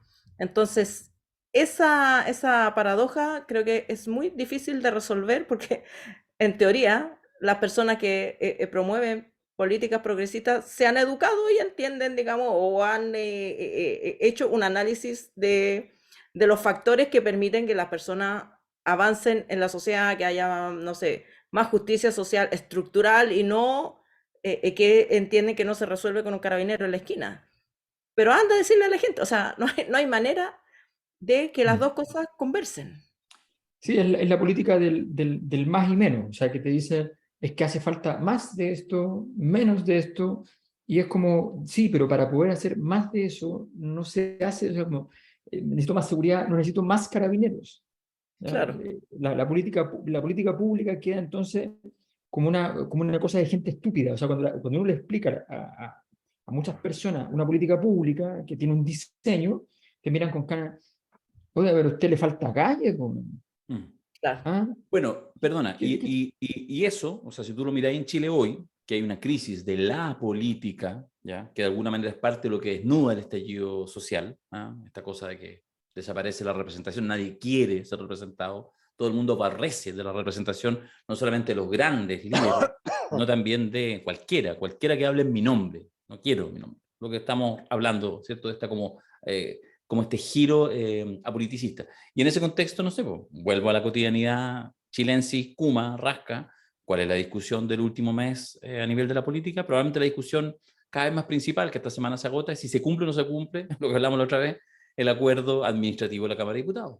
O sea, eso llena hojas del periódico, se copa parte de la noticia, también el tema de si va o no va lo constituyente, no, octubre no nos gusta, ya, para noviembre, ya estamos en noviembre, pasará en noviembre, o sea, puros temas que te hablan, y eso convive con la crónica roja, y la crónica roja está como por otro lado. Entonces, vemos en la mañana, nos enteramos que esto está pasando, que los muertos, que esto, nada, cada vez peor, cada vez peor, cada vez peor, además a nivel de sensación, y por otra parte, ¿qué hace la política? Preocupada durante 2 meses si se cumple o no se cumple un piñufla, acuerdo administrativo para presidir la Cámara de Diputados por 8 meses, ¿cachai? Esto es, pues. Y así estamos. Bueno, y claro, que también sobre seguridad habría mucho que decir, porque la propia encuesta de Paz Ciudadana revela que los delitos han bajado, pero aumenta la percepción de seguridad. O sea, o sea, es que yo encuentro que la política tiene que hacerse cargo de la discusión, tiene que hacer la pedagogía, digamos, Sí, cómo se yo creo que desbarata el punto el aumento de la criminalidad, qué es lo que se necesita realmente, en vez de decir y ceder ya más carabineros, más juguetes para los carabineros. O sea, la misma política desde siempre, digamos, dictadura para acá. Y no No, lo va a resolver. yo estoy completamente de acuerdo. Creo que uno de los grandes, o sea, uno de los grandes fracasos de la construcción así, cultural y política de las ideas que surgen en la Revolución Francesa, de eso que llamamos después Occidente, ¿no? Occidente no como la OTAN, sino que Occidente como una cultura. eh, es justamente el fracaso de no haber sido capaces de instalar a gran velocidad y de manera eficaz sistemas educacionales. Los sistemas educacionales son cruciales. O sea, hoy día el país que dirige la agenda de Occidente, de este Occidente racionalista, es Estados Unidos. En Estados Unidos, solo el 20% de la población cree que el ser humano proviene de la teoría de la evolución de las especies. ¿No? Es una cosa sorprendente. Hay un porcentaje que es diseño inteligente, que es la teoría como más amarilla dentro del creacionismo, y la otra es el creacionismo, ¿no? Entonces, es, Qué susto, weón. qué susto, Qué claro, susto. pero estamos de un país que no cree en las políticas públicas, no tiene postnatal, ¿ya? No tiene vacaciones, ¿ya? No tiene, o sea, vacaciones pagadas, me refiero, tú puedes pedir vacaciones, pero te las descuentan, ¿ya? Postnatal, te lo descuentan. Entonces, y no tiene esas políticas públicas, y tiene la esperanza de vida de Perú, ¿ya? Y ese es el país que tiene que ser el guardián, ¿ya? Y que tiene una pandemia de uso de drogas y opioides, Fabulosa, weón. Terrible. fabulosa. Está por la industria Entonces, farmacéutica, además. claro, pero entonces uno ve, claro, obviamente uno ve las tremendas universidades, pero también vemos nosotros cada tanto los problemas en los colegios, donde hay eh, situaciones con armas, problemas con armas en los colegios, en un promedio de 2 veces por semana. O sea, es una cosa abrumadora. Entonces, claro, tú miras y dices, ok, ese, ese es el guardián, el sheriff de este El faro. proyecto occidental, ¿ya? Y claro, obviamente ese sheriff está preocupado de las cosas que los sheriffs se preocupan, digamos, de que nadie se salte el límite que está establecido, ¿ya? Que si alguien roba, detenerlo. Está preocupado de ese tipo de cosas porque no hay nadie a cargo de lo demás. O sea, yo me acuerdo cuando fue la discusión sobre la deuda griega, los alemanes que lo estaban así fileteando a los griegos, ¿ya? Los alemanes les decían, a mí me da la impresión de que ustedes quieren que nosotros le paguemos por Aristóteles, por Platón, por todo lo que, o sea, ¿qué se creen? Entonces uno dice, sí, todos los países cuando llegan a negociar llegan con su Torre Eiffel, todos los países llegan con su historia, llegan con su Wagner, con su Beethoven, ¿ya? Todos llegan con lo suyo y es parte de la conversación, aunque no se converse de eso. Pero a los griegos le dicen no, no, por ningún motivo. Nosotros no vamos a financiarle a usted este festival de deuda, ¿ya? Porque ustedes nos dieron a luz. No, no es suficiente, ¿ya? Bueno, hay un antirracionalismo muy fuerte. Esta es una época así como muy intensamente emotiva, romanticista, y creo que detrás de eso también hay un factor que es súper importante. Darío lo sabe, pero tiene mucho que ver con el libro que voy a sacar ahora, así que eh, pronto, pronto daremos más noticias. Y aprovecho de informar que la encuesta que prometimos a quienes estuvieron en la anterior lectura de la encuesta ya se fue a terreno. Así que Ah, para que sepan que... oye, Terminó de confeccionarse en Halloween, así que es una encuesta una del encuesta terror. particular. Oye, con respecto a Estados Unidos y esas cosas, fíjate, es un país, yo viví 7 años ahí, es un país tremendamente paradójico. Exacto. Por ejemplo, es de unos contrastes gigantescos. Yo no he visto nunca nunca en mi vida un país con una concepción más violenta que Estados Unidos. La violencia forma parte del día común siempre. Es el único país democrático, la única democracia en el mundo que ha matado 3 presidentes. Tú solucionas muchas cosas a través de sacar tus pistolas, que además son legales, que las tengas y usarlas. Lo mismo que tú estabas contando. Y simultáneamente es probablemente lejos, pero lejos, el país más filantrópico que hay. Incluso internamente, en términos de la ayuda que le dan a un montón de cosas, y sin ni hablar de otros países y otras circunstancias, tienen esta dicotomía, pero tremendamente aguda. Y lo que sí tienen todo es que tienen esta concepción de que la seguridad nacional de Estados Unidos pasa porque el mundo esté en el orden que ellos quieren. Cuando eso no está, bueno, ordenan que se cambien gallos, le mandan, qué sé yo, balazos al caudillo que no les gusta, en fin. Pero tiene estas contradicciones muy brutales, y porque son 330 millones también. Tú puedes meter un montón de gente ahí. Son gente, como tú muy bien decías, Alberto, gente que tiene pero poquísima tolerancia, por ejemplo, para las razones científicas de determinadas cosas que están medidas o evaluadas por razones religiosas, como era el caso de el creacionismo versus la evolución. O sea, Darwin tiene mucho menos fieles en Estados Unidos que en ningún otro país del mundo. Exacto. Sí. Bueno, los Y gringos hablamos de la importancia ahí de las iglesias evangélicas y de todas cantidad de sectas y denominaciones, y en ese sentido el contraste con los países latinoamericanos, donde todavía hasta, digamos, ya cada vez menos, pero donde la iglesia católica y la voz del Papa, bueno, era súper importante. En Estados Unidos vale callampa. O sea, el catolicismo en Estados Unidos, bueno, es marginal.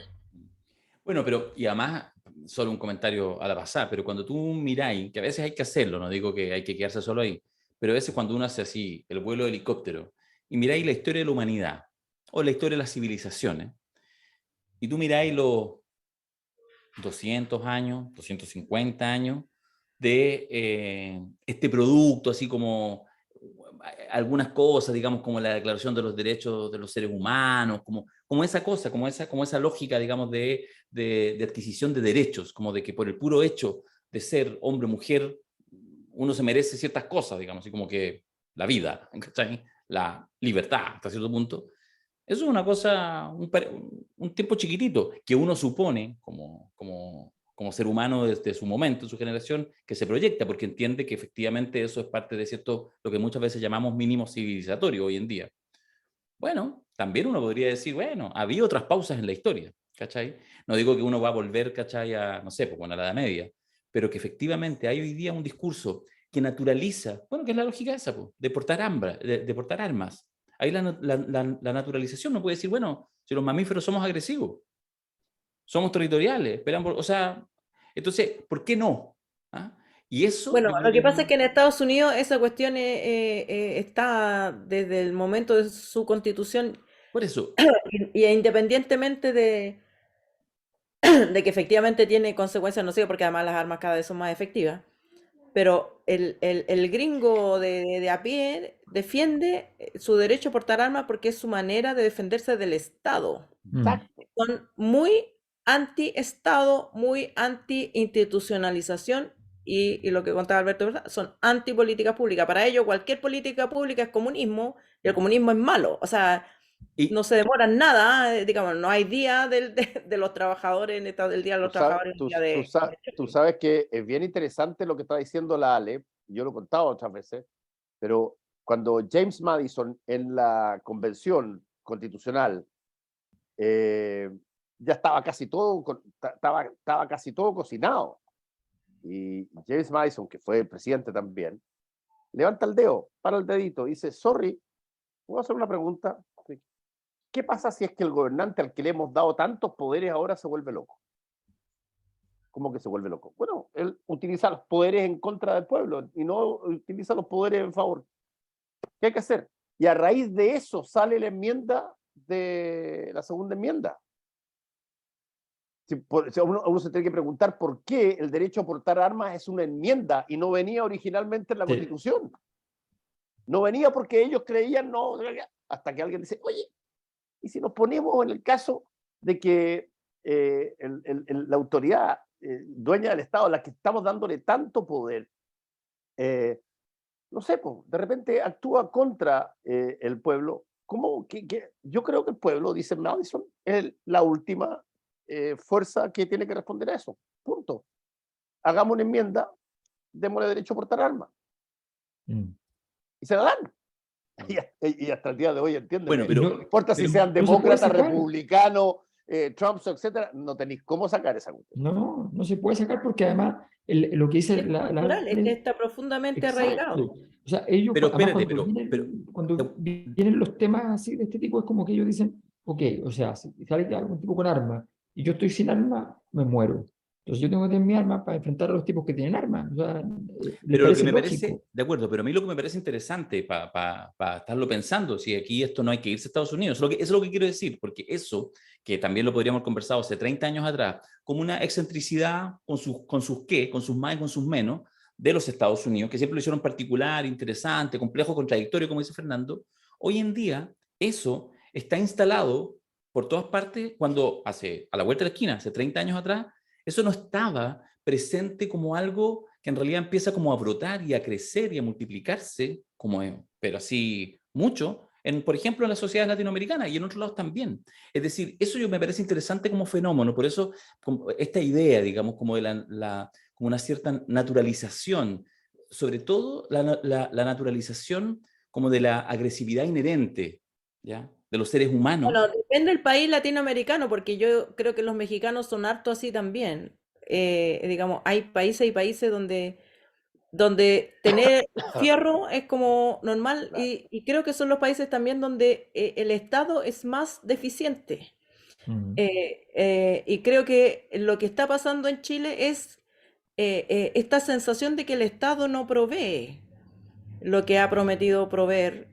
Y claro, ahí es campo fértil para la gente que, bueno, pongo a mi hija a enseñarle a disparar como la Tere Marino, y si no lo hace por casualidad, no se pega un condoro, ella sabe qué tecla está tocando. Sí, y ahí está, y es súper interesante, porque tú tienes una línea divisoria que cruza de este a oeste América del Norte, donde arriba está Canadá, que no tiene el sistema libre de portar armas y de todas las cosas, y abajo está Estados Unidos, y en Estados Unidos sigue siendo por habitante lejos el país que probablemente mata más gente dentro de su territorio, y Canadá, que no tiene una tasa bajísima.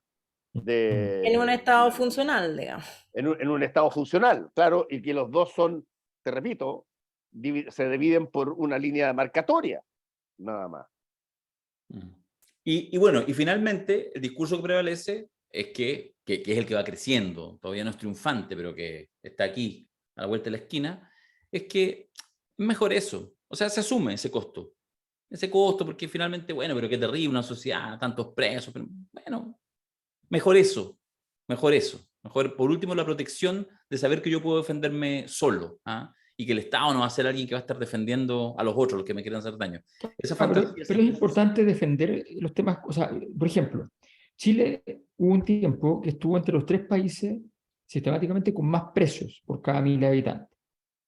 Y eso cambió porque Sebastián Piñera, gobierno 1, ¿ya?, más bien el ministro Bulnes, pidió un informe internacional jubileo a una consultora experta en temas de seguridad y le dice, mire, usted tiene un problema carcelario obvio y lo más grave es que tiene mucha gente presa que no tiene que estar presa. O sea, usted está metiendo a la universidad del crimen a gente que real, ¿ya?, vende CDs en la calle. Entonces, no tiene sentido esto. Y entonces se toma la decisión de hacer un indulto bastante grande, muy grande, de miles de personas, sin publicidad, ¿ya?, porque obviamente era contra el discurso del gobierno, de la mano dura, de los delincuentes, que se les La acabó la puerta fiesta, giratoria y la cuestión. la puerta giratoria y todo. Entonces, bueno, eso, ¿qué pasa? Que la oposición de entonces, lo interesante habría sido que hubiese salido a decir, mire, qué interesante lo que hizo, apoyamos lo que hizo, estamos de acuerdo con lo que hizo, muy bien lo que hizo, ¿ya? Pero relevar el hecho que está allí y que se conozca ese informe, porque después hubo cambio de ministro y el ministro entrante agarró el informe, lo metió debajo de un cajón y se acabó el tema.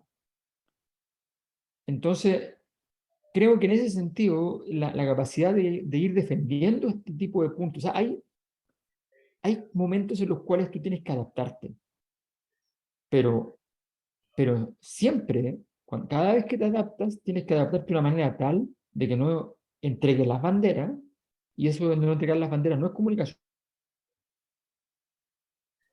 político. O sea, es efectivamente hacer y centrarte en aquellas cosas que permitan que esta enseñanza, este aprendizaje social, funcione. Es importante que funcione este aprendizaje y que entendamos que no se solucionan los temas de delincuencia y seguridad a través a través de eso. Estados Unidos, ¿por qué interviene muchas veces en otros países, en la seguridad de otros países por el tema de las drogas?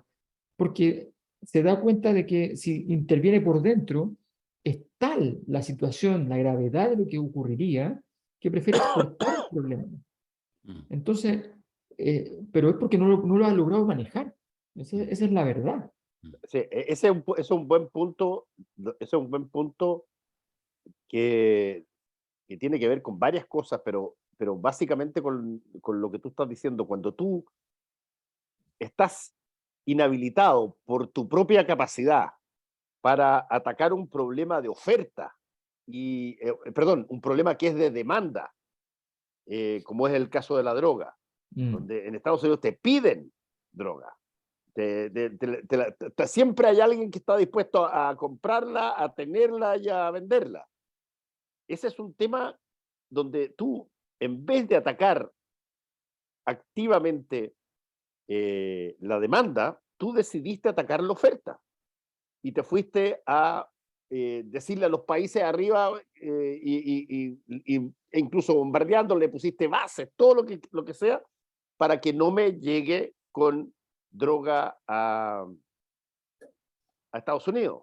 Que es lo contrario básicamente de todo lo que generalmente se hace en este tipo de temas, cuando tú lo que haces o lo debes hacer son programas de resistencia interna de tu país, de enseñanza, de educación de tu país al respecto. Pero bueno, da la impresión de que si tú paras 3 barcos que vienen con coca de Colombia, estás haciendo algo al respecto. Claro, exactamente. Oye, perdón, voy a hacer una interrupción porque si no, capaz que se nos olvide, se me olvida en realidad, que es que la semana pasada dijimos que íbamos a sortear 3 libros, 3 packs en realidad, con el libro de Alberto, con Azócar y Azócar, ¿ese es cierto? Alberto, ¿sí? Es El Chile profundo. El Chile profundo, perdón.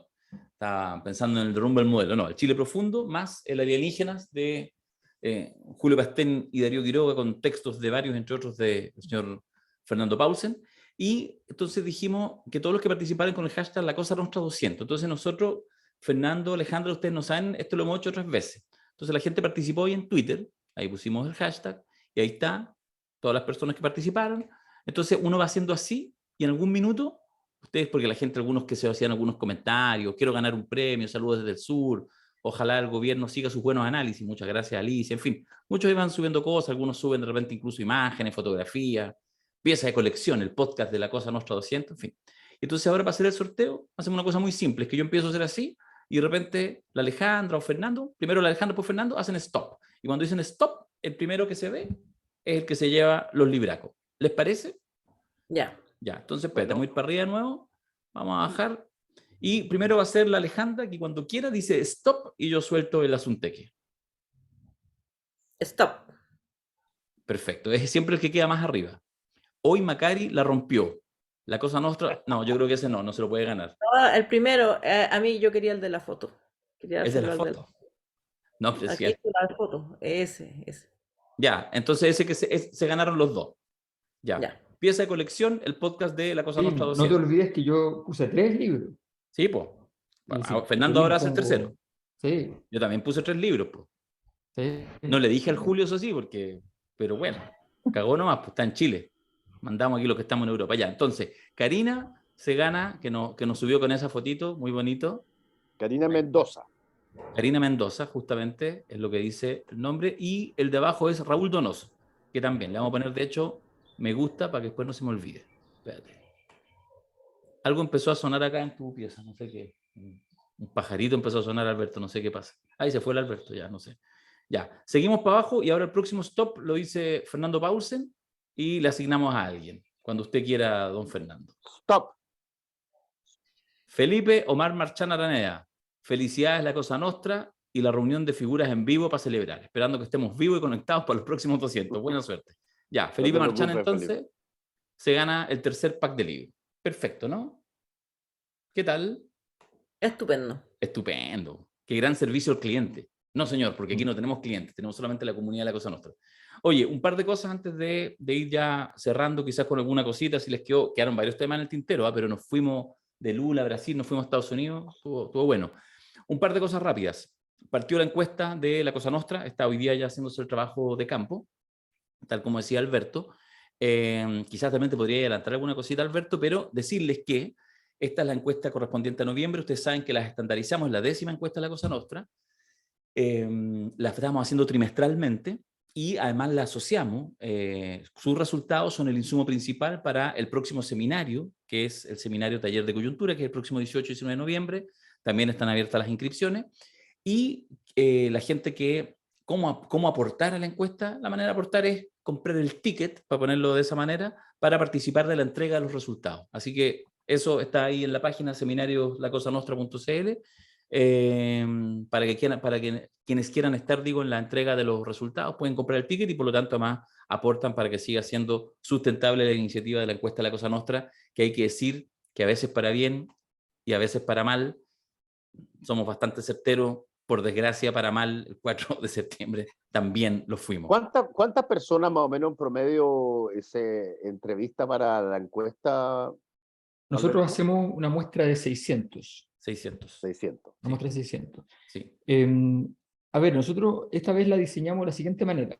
Hay varios temas. Uno es, para poder ver los niveles de cambio en el clima, tenemos varias preguntas que se repiten de una encuesta que yo dirigí en diciembre del 2019. Y no sé, por decirles una cosa, digamos, preguntas que revelaban, digamos, un enorme apoyo, por ejemplo, al proceso del estallido, al fondo, a la forma, en fin, a todo. Entonces, ese tipo de preguntas nos permite cierto nivel de comparación. En segundo lugar, hay una cosa muy entretenida que es buscar culpables, digámoslo así. O sea, ¿dónde están las responsabilidades de los problemas que están ocurriendo en Chile? ¿Dónde están las responsabilidades de por qué, por qué perdió el plebiscito, el apruebo? ¿Cuáles son las responsabilidades? ¿Dónde están? ¿Ya?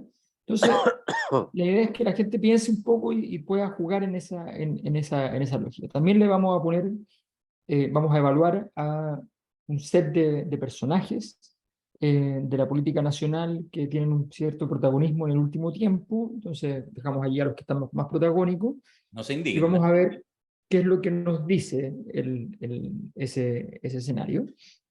Bueno, tenemos algunas variables que son las que medimos siempre, que probablemente quienes han estado con nuestras encuestas y qué sé yo, las conocen bastante bien. Pero también tenemos una prueba de fuego de los debates que han acontecido acá mismo, que hay Se le un cortó par de el preguntas internet. para evaluar qué tan cierto, ¿se acuerdan ese programa que llamamos los contrafácticos? Bueno, Sí. en ese programa Darío se tiró una tesis muy dura respecto a que no había ninguna, pero Ninguna. ninguna responsabilidad de la convención, ¿ya?, en la derrota. Entonces, vamos No a fue determinante. medir, ¿ya? Y inventamos ahí un procedimiento para poder medir, y está bueno porque efectivamente tú ves la pregunta y dices, ¿qué irá a salir? Es como inimaginable la respuesta. Entonces, está bueno, no voy a decir la pregunta porque podría ocurrir que alguien salga seleccionado de la gente que lo ve y sería una incitación.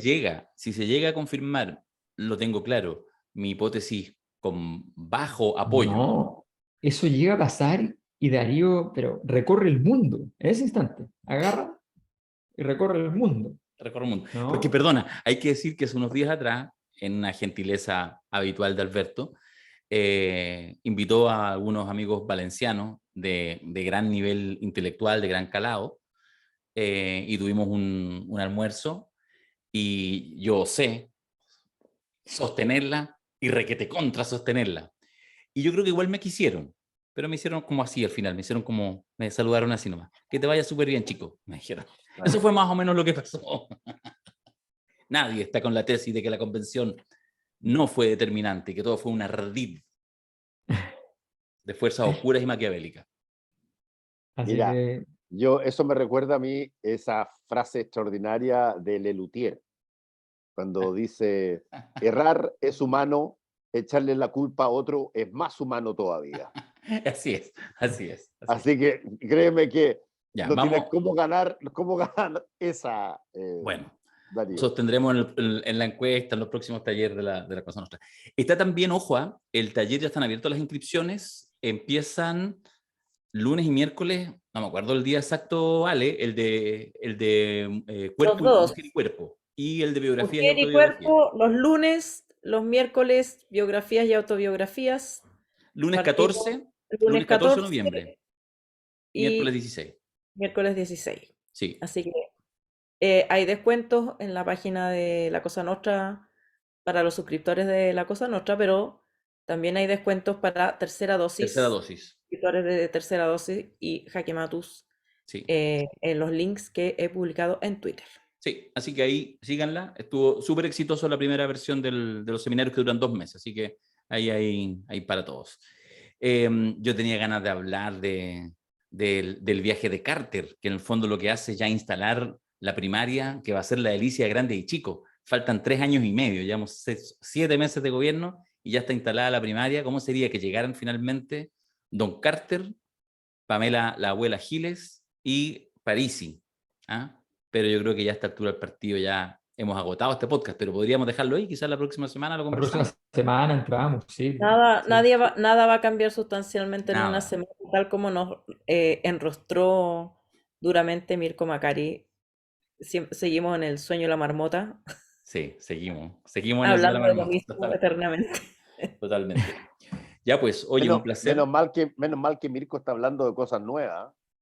¿De qué nuevo está hablando ese weón? Ah, Pero por eso te digo, po, weón, somos todos marmota. Sí, po. Sí. Oye, Macari, te hay color, weón. Nunca más te dejamos entrar. Olvídate, no te vamos a invitar a los 300 capítulos. Ya, qué grande. Bueno, muchas gracias Valencia, que me has acogido. Dándose color. Ay, Después sigo por la gira en Barcelona, así que también ahí, si me quieren armar algún carrete, no tengo ni un problema. Me llaman nomás. Y también oye, ¿cuál tenéis que aprender a bailar para bailar con la Alejandra cuando volváis. Pues, bueno, Ah, ya me la estáis cobrando. te la estoy cobrando. Ya, Si la Ale ya demostró que, Lo oye, lindo del sabe. flamenco es que no necesitas un hombre para bailar. Sí, pues. Pero te puedo cantar. Te puedo cantar. Yo te hago, ¿ah? Un ¿Sí? flamenco chubaca. Un flamenco chubaca. Yo puedo. Ya está listo, está armado el tablado, está armado el tablado. Listo. Y Fernando el cantador. Sí, yo vos. les canto ahora. Yo les canto ahora. Sí, ya. Vamos a ver ahí. Eso. Mira, lo que sí sé es que cuando nos juntemos vamos a poner ahí unos tequilazos, alguna weá, y vamos a ver quién cae primero. Esa es la primera weá que Esta vamos a weá hacer. tiene que ser pijama party. Pijama Tiene que ser party. pijama party. Ajá. pero en vez de golpear tequila, vamos a golpear unos Negroni. A ver quién chucha cae primero. Oye, yo no voy a hacer. Te puedo asegurar que Eso, no. mierda. Esa mierda. Es Ya, el ese macho es el- alfa. Menos mal que no estoy yo porque ya sabrían quién va a ser el primero. Ya. Solamente quiero que le pongamos fecha porque esta weá de que va a ser, weón. Ah, Mira, apenas Eso. vuelve a Europa, te cuento. Ya. ¡Ay! Si esa cuestión sonó como. Ella, la ¡Ay! europea. Sonó como viajero con avión propio, güey.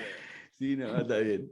Oye, y ahora que les corto, que aquí ya es de noche, ustedes dicen, se va a acostar aquí. No, bueno, yo estoy en el otro lado de la ciudad, así que ahora me tengo que ir a caminar. Me voy de este barrio amable, acogedor, allá a los barrios bajos. Así que me voy caminando. ¿Fuiste solo, Patú? Sí, pues. Si vengo a trabajar, estoy trabajando.